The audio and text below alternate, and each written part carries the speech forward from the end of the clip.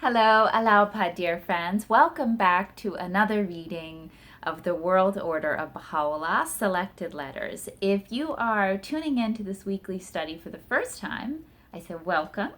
And if you want to check out the links below, I have the playlist of all the videos leading up to today, as well as a link to follow along in reading this book and the mission statement video for this whole project, which kind of gives an overview of the what and the why of this. And I just have to say, I am so glad that we're studying this, and we're going to really start getting into some meat and potatoes today. Not that we haven't been already.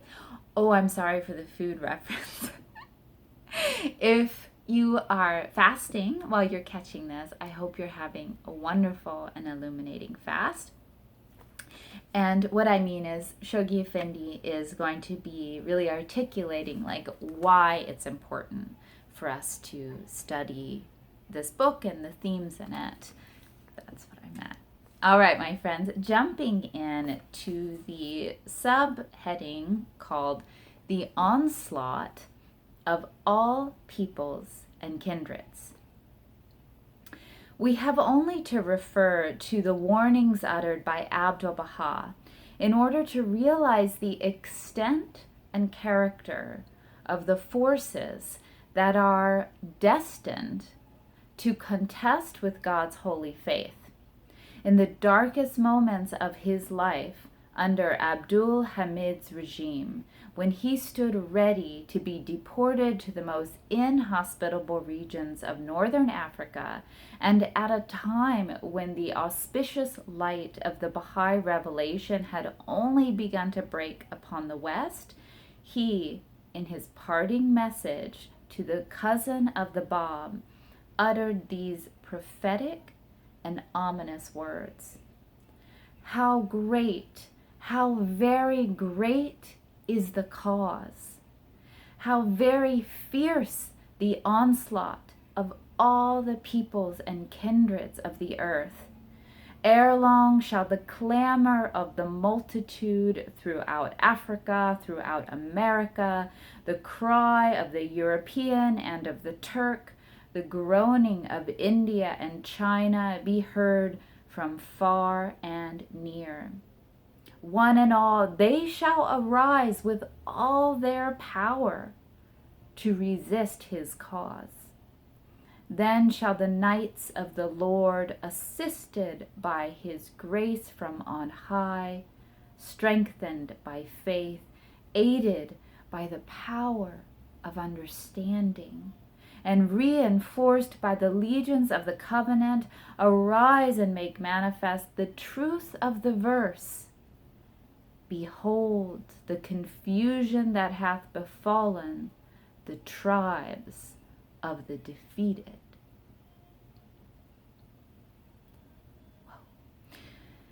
So I don't know the exact year that quote from Abdu'l-Baha was uttered, but this letter from Shoghi Effendi is 1930. So pre-World War II, post-World War I, there's, a lot that we can take historically about like what this could be referring to. But it's also possible that we're still living it or haven't fully lived to the culmination of this. Like, what do you guys think about that? Because that's a lot of opposition, don't you think? The multitude throughout Africa, throughout America, the cry of the European and of the Turk, the groaning of India and China, one and all, they shall arise with all their power to resist his cause. That's very intense. Moving on. Stupendous as is the struggle which his words foreshadow, they also testify to the complete victory which the upholders of the greatest name are destined to achieve. The complete victory. Peoples, nations, adherents of diverse faiths will jointly and successively arise to shatter its unity, to sap its force, and to degrade its holy name. They will assail not only the spirit which it inculcates, but the administration which is the channel, the instrument, the embodiment of that spirit. For as the authority with which Baha'u'llah has invested the future Baha'i Commonwealth becomes more and more apparent, the fiercer shall be the challenge which from every quarter will be thrown at the verities it enshrines. Isn't this fascinating, you guys? Like, I want to repeat my question, and feel free to leave in the comments. Like, how much of this do you think has already passed? Or how much of this is, Shoghi Effendi still warning us of? Like, the more the potency of the faith is established and becomes manifest, the fiercer will be the opposition. And will this be a violent opposition? Will this be, bombastic opposition? Or will it be more insidious? Last week, Shoghi Effendi used that word, and I thought that was really intriguing. So, something to think about, something to obviously be prepared for. Let me know what you think. I'm going to continue reading.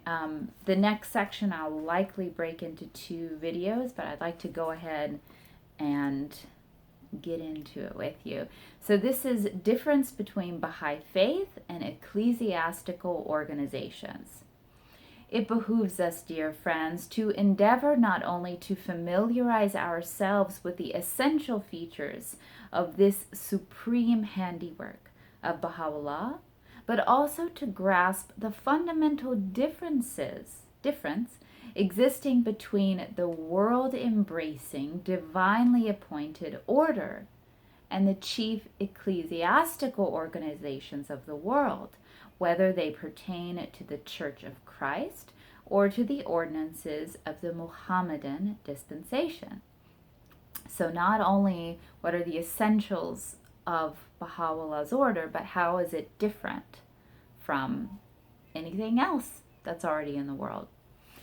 For those whose priceless privilege is to guard over, administer the affairs, and advance the interests of the Baha'i institutions, will have sooner or later to face this searching question. Where and how does this order established by Baha'u'llah, which to outward seeming is but a replica of the institutions established in Christianity and Islam, differ from them? So isn't that great? Are we still in the question? I think we're still in the question, because he starts with quotes. But are not the twin institutions of the House of Justice and of the Guardianship, the institution of the Hands of the Cause of God, and the institution of the National and Local Assemblies, the institution of the Mashral Askar, but different names for the papacy and the caliphate, with all their attending ecclesiastical orders which the Christians and the Muslims uphold and advocate? Aren't all these different features of the faith just the same as other religions with different names? What can possibly be the agency that can safeguard these Baha'i institutions, so strikingly resemblant in some of their features to those which have been reared by the fathers of the Church and of the apostles of Muhammad, from witnessing the deterioration in character, the breach of unity, and the extinction of influence, which have befallen all organized religious hierarchies? Why should they not eventually suffer the selfsame fate that has overtaken the institutions which the successors of Christ and Muhammad have reared? All right, you guys, you ready? Buckle up, because isn't this just the most amazing question that Shoghi Effendi has taken quite a bit of space to like kind of go around every corner of this question that someone may ask. Not only how is the faith different, and how are the institutions and features of the faith not just renamed of other faiths, but also how is it fortified from the deterioration, the challenges that have befallen other faiths.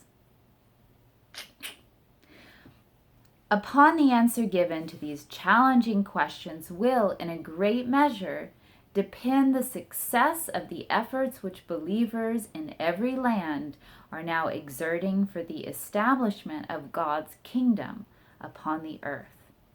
Few will fail to recognize that the Spirit breathed by Baha'u'llah upon the world, and which is manifesting itself with varying degrees of intensity through the efforts consciously displayed by his avowed supporters, and indirectly through certain humanitarian organizations. It's very interesting. Conscious efforts of the Baha'is, indirectly through various humanitarian organizations, can never permeate and exercise an abiding influence upon mankind unless and until it incarnates itself in a visible order, with a capital O, in a visible order which would bear his name, wholly identify itself with his principles, and function in conformity with his laws. That Baha'u'llah in his Book of Aqdas, and later Abdu'l-Baha in his Will, a document which confirms, supplements, and correlates the provisions of the Aqdas, have set forth in their entirety those essential elements for the constitution of the World Baha'i Commonwealth, no one who has read them will deny. According to these divinely ordained administrative principles, the dispensation of Baha'u'llah, the ark of human salvation, must needs be modeled.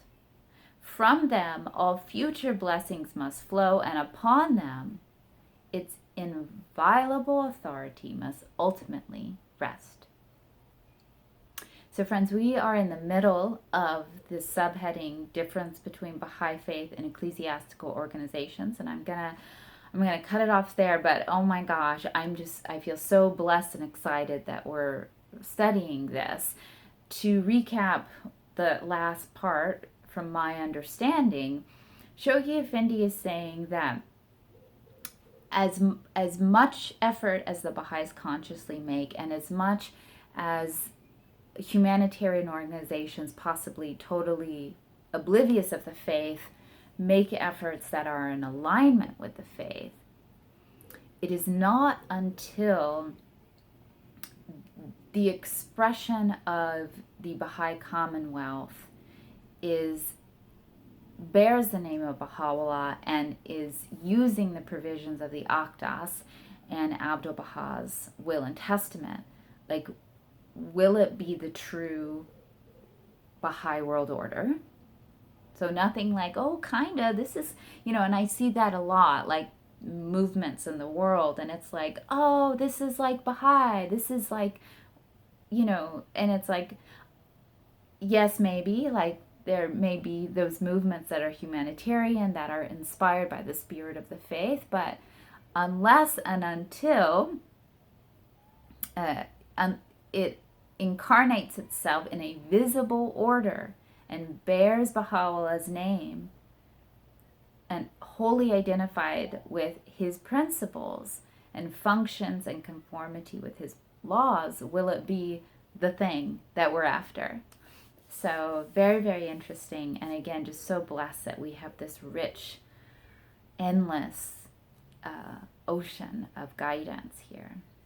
So my friends, I'm wrapping up this video. Please remember to subscribe to this channel. If I hit 1,000 subscribers here on YouTube, I can then live stream with you, and it can be much more interactive. And actually just your likes and comments will help boost this video as well. So that's helpful. But feel free to invite your friends to subscribe to this channel to help me get to 1,000. Thank you for taking this exploration and study with me, and I will catch you next week with more for the world order. Till then, happy fasting. Bye-bye.